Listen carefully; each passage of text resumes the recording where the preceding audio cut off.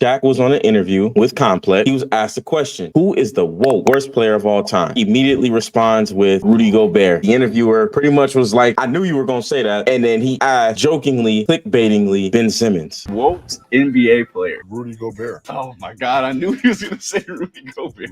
Signed a contract for $250, showed me $250. It's the reason why I walk funny and why I can't turn my neck and why I can't do it, because I played for my 120. So you got guys like him that the system over, they're making all this money and they can't play. So I don't respect guys like that. Like every time I make these comments, people think I'm hating, but these are facts. You got teachers, you got firemen, you got doctors who have real jobs and don't get paid shit. Shaq said what he said. I mean, if it's his own parameters, you can't really argue with that. If he's saying you make all this money and you ain't producing enough, he ain't wrong. So obviously he's not the worst player, but he not helping his own case, because it's like they paid him all that money, and even beyond that, it's like you again with the defensive player of the years, and it's like, bro, the only way people are gonna stop talking is if you improve. He's just not scoring enough. Like, it's like the last few years he's with Minnesota, his production went down in the playoffs. He went from 15 points the first year in the playoffs to 12 points, and it's just like, well, that's like what you averaging for the season, or it might have been under. And it's like, bro, in the playoffs you gotta up it. That's the only way you win. You have to up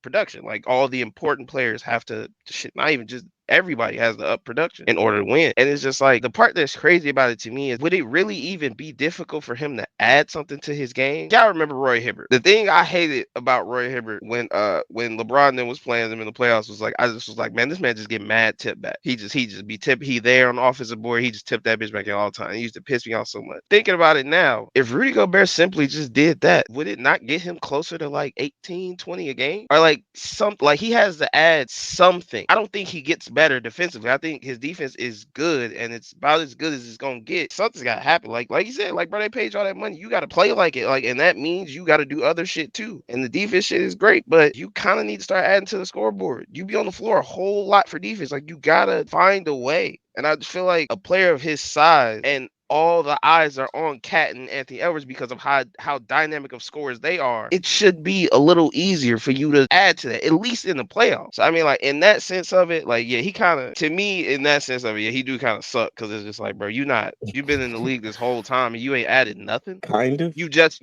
been the same good defender your entire career. You ain't added nothing. Yeah, he tried to add assists by changing the rules so that they would count green assists so he could start getting triple doubles, but obviously no one wants to do that. Stop complaining, Rudy. He'd have the whole Jazz, their whole front office, like telling like reporters, Rudy actually does this, which is, they should also consider this that. And I'm like, bro, like, just go out there and be productive and do your thing. And the fact that the thing is, Rudy feels the need to defend himself when people come at him for like very valid reasons. And the difference to me because you remember back when Draymond was like starting to like come into his own and he was doing his own thing, people were treating Draymond, they were just calling him fat. They're like, Draymond not a good defender, he's just fat. Fat Scotty. That's what I'm saying. They were like talking crazy about Draymond, but Draymond wouldn't prove it. Saying he couldn't shoot and shit, man. Shot over 35%. Like, Draymond went and proved himself. He got 4 titles, two defensive players of the year as a 6'6" power forward. So he went out and proved he and then he talked this mess after. Rudy got a bad attitude. Yeah. That's the big reason why people don't like him. Draymond's a great example. That's a great example. I'm gonna start first with Rudy Gobert. Y'all know I don't like Rudy Gobert, and I have valid reasons. And it's honestly a similar parallels to what Shaq is saying. Right, first part, you're 7 foot. What are you doing in the off season? Like, what are you working on? He don't have, like, he's been in the league for how 10 plus years, and you don't have a jump hook, you don't have a drop step. Like, these are the basic things that, like, you can, like, it don't take much skill to learn as a big man. Howard added. Yes. Howard added to his game. Giannis added to his game. And I'm not saying that he's none of those guys, but what I'm saying is that, like, when you see even like on those off-season mixtapes, when you see people working on stuff, you don't see nothing from Rudy Gobert. I'm not saying that we're supposed to see what he's working on, but what is he working on? And it shows that he's not working on anything. It shows because, like, he comes in, like, and when he does do a fadeaway, like on those random fadeaways, it looks terrible. Like, that shit looks like when he did that fadeaway in the playoffs and it went in, like, nobody expected that to go in. And when it went in, it's like, oh, this game's over. You see his face? Did you see his face after how proud he was that he hit a fadeaway jumper? Okay, do it again. Do it again. Yeah, actually, so it's just like, what are you doing? Like, you know what I mean? Like, what are you working on? What are you working on all year that you think like it's gonna work in the offseason, and then you turn around, right? You did the COVID shit, like you pretty much made COVID a joke. So like you will never be looked at positively after that. That's a like, you know what I mean? Like you're gonna have to work twice as hard because people haven't forgotten about that, and they'll probably never forget about that. That's what you'll be known for. I think there's a bigger conversation that needs to 100% be had regarding the media and how they use clickbait titles, because when you see that, you be like, Shaq called Rudy Gobert the worst player of all time. But it was more so he's the worst player of all time to him relative to the money that he makes. But they use it. Like, I get it, right, which is very important context that, you know, we don't leave that out the title. He's saying, look, this dude has made all this money relative to the amount of money and the accolades that he has. He is the worst out of all of these top people who've made all this money. I worked hard. I bust my ass. Granted, Shaq, no, you didn't. You worked hard, but you ain't worked as hard as you could have. You could have. He said it himself. He wouldn't get in shape until training camp. So that's, you know, most dominant player ever. It's a big reason why him and Kobe didn't get along, is because Shaq wasn't working hard. Then it makes it soft, right? Because Rudy Gobert, and I'm gonna read it from my phone, his response to what Shaq said. He said, "It's sad to see that someone who has accomplished as much as you did, Shaq, in both sports and business, still be triggered by another man's finances and accomplishments. I get the entertainment part, but unlike other folks, you don't need that stuff to stay relelevant." It looks like he completely missed the point. Yeah, it looks like he completely missed the point. Only focused just went over it. Yeah, went right over his head, bro. It's because he can't say nothing else to it. Like, I was on wax 2 weeks ago saying that Rudy Gobert is actually good. His defense is legit, and I respect it. But like, you know, the other side of the ball is that he's been doing the same thing for 6 straight seasons. Yeah, it's worked and everything like that. But in the playoffs, routinely he gets exposed because he doesn't have a go-to move. You can't dump the ball up to him because there's a chance that he won't even make it over a guard. That's not cool. Third option, and he can't even jump over a phone book either. So as like the third option, you can't when he flashes to the rim, he's wide open. He's putting his hands up, and the defender's rotating. Rudy Gobert is not going to dunk over that guy. Yeah. He's 7'2". So again, what are you working on? Playoff cat. That's what I don't understand. Like, you could do the Aaron Gordon, just stand in the dunker spot. Playoff cat. He can't dunk. He ain't got the touch. He don't got the touch. The thing is, he really 7'1" Clint Capella without the dunking ability or athletic ability, but the length and everything like that to make up for it on the defensive end. But he's just not all that athletic. Like, obviously he's athletic to our standards or whatever, but like Rudy Gobert in the grand scheme of things as a center, like he really ain't that athletic. He's not that strong. Like he could dunk standing up. He ain't athletic at all.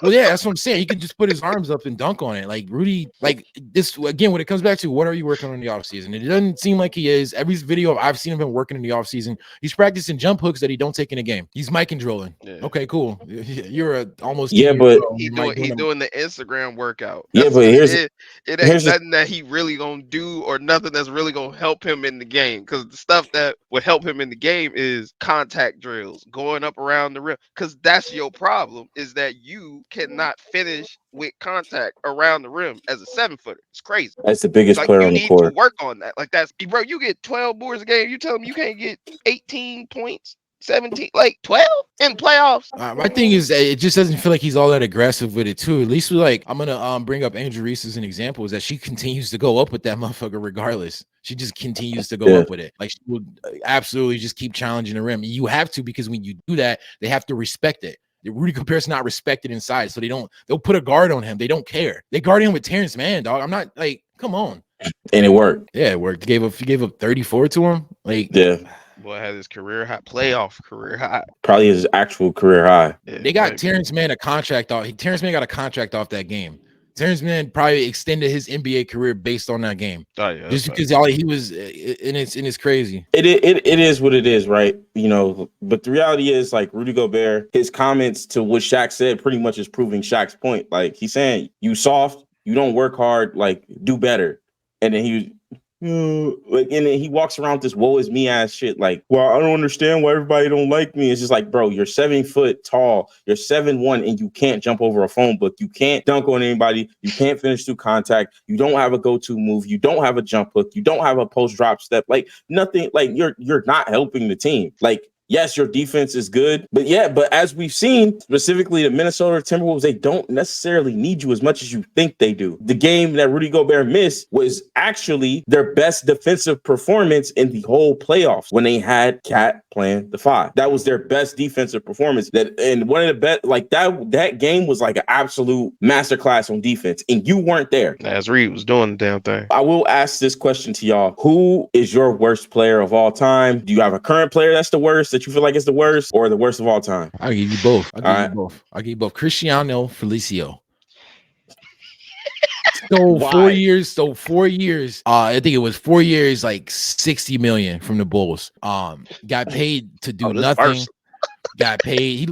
This milk dud was out there doing nothing. 6'8" center, not athletic, no skill, just some random Brazilian dude that was out there running the lines and got a 4-year contract off of. The worst time, one of the worst seasons I could imagine. This is when we had we had this like argumentative coach who was just at odds with the players at all time. It's the Zach LaVine show. We ain't got no defense. We ain't got no offense. We're just shooting a ton of threes, trying to make it up. Not working. My current one is Nikola Vucevic because he's stealing money from my team right now. He's the worst? I think he's the worst player in the league right now. I'm going to be honest. He was voted as the least valuable player in the league, and that's for a reason. I've watched this man for 3 seasons. I've watched him get extended. I understand he may have had an offensive bag before he got to the Bulls. Problem is he got to the Bulls and all of a sudden can't shoot threes anymore. All of a sudden he's not playing defense anymore. All of a sudden he's not even being a big body, and then he's trying to ISO on the wing. I'm not trying to do this. I don't want you doing that, Vooch. You don't want to do that. Makes no sense anyway. You got Lonzo, Zach LaVine, and DeMar DeRozan. Like, it's like the Bulls traded for him and they didn't even think, oh yeah, we're gonna go and we're gonna do all this other stuff after. I don't see the point in bringing in DeRozan and bringing in Lonzo and all that stuff when your center doesn't match the rest of them, and then you don't even try to replace him. I know you can't trade him for anything, but honestly, this may be an addition by subtraction situation. So get him off my team, please. And you got to follow up better than that. I think I got the worst. I ain't got nothing bad. I think I have the worst players, the 2 worst players. I'm telling you, y'all. Go ahead. My worst player of all time is Anthony Bennett, because like that was just crazy. About that. That was just crazy. Like, bro, he had a chance to be the real start of the stretch 4 shit. Like, they've given him the shots and everything. Like, he never shot over like 30%. Like, never. And it was bad. And then it wasn't even like he supplemented it by, I'm gonna just start going to the rim. I'm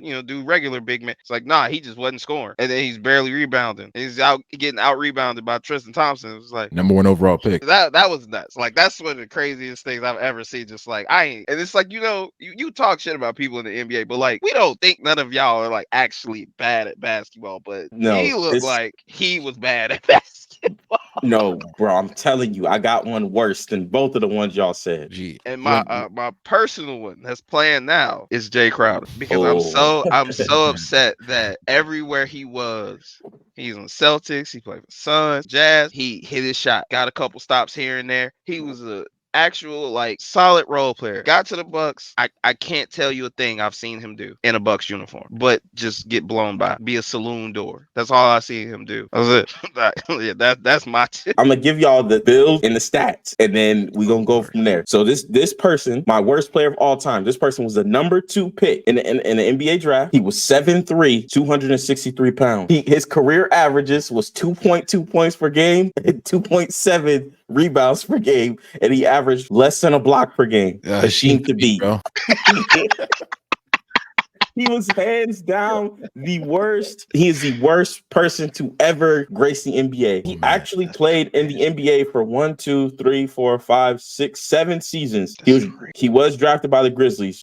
His best season was actually his rookie season, where he averaged 3.1 points per game, 3.6 rebounds per game, and 1.3 blocks in 13 minutes. That's diabolical. That's diabolical. Got a block. So he played his last 2 seasons. He played 2 with the Thunder, right? He played 66 games in 2012, 2013. He had in 11 minutes, he got 2.4 points per game, 3 rebounds, and 0.9 blocks. So he didn't do shit, but just be there. In 2013, 2014, which was obviously people came to the light, he had 8 minutes per game in 23 games. He had 1.2 points per game, 1.7 rebounds per game, and 0.4 blocks. Are getting breadstick?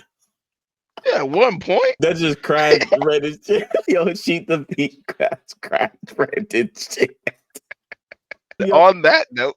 Yeah, like I was gonna say my worst current player in the NBA right now, but I don't even think it's worth it. But I will say this: Landry Shamet, shout out to you, bro. You trash. Like you just be out there looking like you're doing something, but you ain't doing nothing. That's all we got, man. We'll see y'all next time.